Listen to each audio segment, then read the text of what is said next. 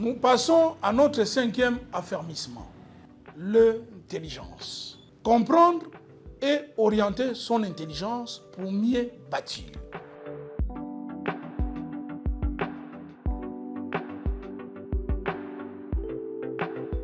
Bonjour à toutes et à tous.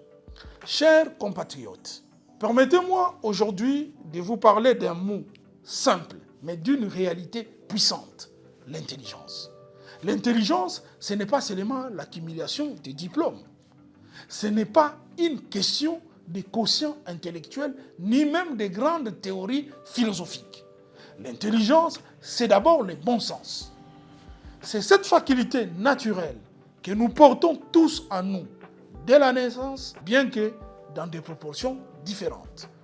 Elle nous permet d'apprendre, de comprendre, de saisir le sens profond des choses. Elle nous rend capables d'agir, de créer, de transformer le monde autour de nous. Grâce à l'apprentissage, cette capacité se développe. C'est pourquoi les sociétés ont structuré l'éducation en étapes. Les primaires pour les bases, les secondaires pour forger la réflexion, l'université pour approfondir et les postes universitaires pour exceller et innover. Mais aujourd'hui, j'aimerais aller plus loin. J'aimerais vous parler de la nature de notre intelligence et des types qui la définissent dans l'action. Nous avons deux natures d'intelligence, mécanique et technique. Nous avons tous une nature d'intelligence dominante, comme une âme fonctionnelle qui guide nos manières de faire. La première, c'est l'intelligence mécanique.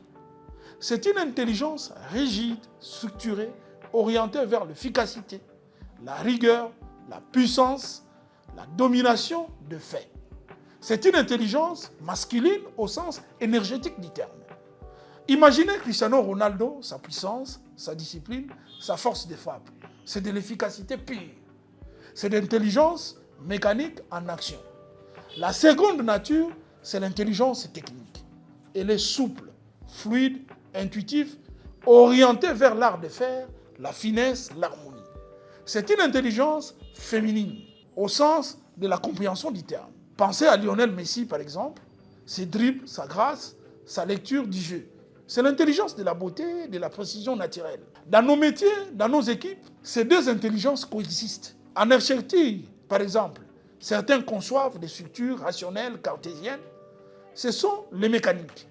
D'autres imaginent des formes audacieuses, innovantes, assez complexes. C'est de l'intelligence technique. Ni l'une ni l'autre est supérieure. Ce sont des expressions différentes du génie humain. Nous avons trois types d'intelligence fonctionnelle. Mais il ne suffit pas de connaître la nature de son intelligence. Encore faut-il savoir où et comment l'appliquer. C'est pourquoi je vous invite à distinguer trois types d'intelligence humaine. 1. L'intelligence tactique. C'est l'intelligence de la situation. Celle qui agit dans l'instant grâce à l'intuition, à l'expérience. C'est l'intelligence du technicien, de l'artisan, du professionnel sur le terrain. C'est aussi celle du combattant, du médecin urgentiste, du mécanicien. Elle est rapide, efficace, concrète. 2. L'intelligence opérationnelle. C'est celle qui transforme les idées en action. Elle permet de planifier, d'organiser, de gérer des ressources pour réaliser un objectif clair. C'est l'intelligence des chefs de projet, des directeurs de production, des entrepreneurs, des bâtisseurs et ainsi de suite. Elle transforme une vision en réalité. 3. L'intelligence stratégique. Enfin, c'est l'intelligence de la vision, celle du leader, celle qui voit loin, anticipe, oriente, conçoit un avenir. C'est l'intelligence du visionnaire, du réformateur, du bâtisseur des nations. Elle donne un sens, elle crée des caps. Une illustration historique. Lorsque les puissances coloniales sont arrivées en Afrique, elles ont mobilisé une intelligence mécanique, coercitive, pour nous soumettre et brimer.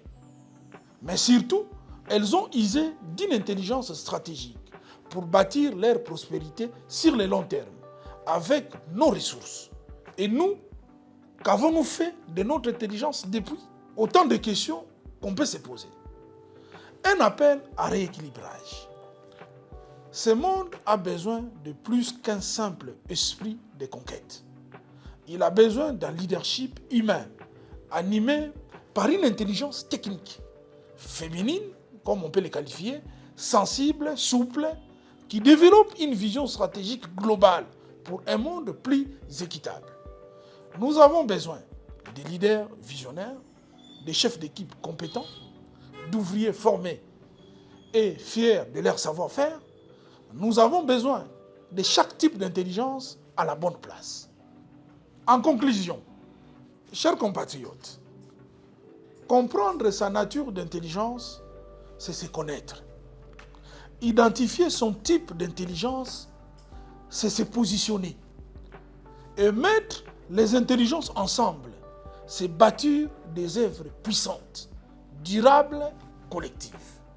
Alors, je vous pose cette question. Quelle est votre nature d'intelligence? Où se situe votre force? Comment allez-vous l'orienter pour le bien commun? En trouvant la réponse, vous trouverez aussi votre place dans le monde que nous devons construire ensemble. Merci pour votre attention et votre présence précieuse pour faire grandir notre communauté et porter ces messages encore plus loin. Je vous invite à nous suivre sur nos réseaux sociaux.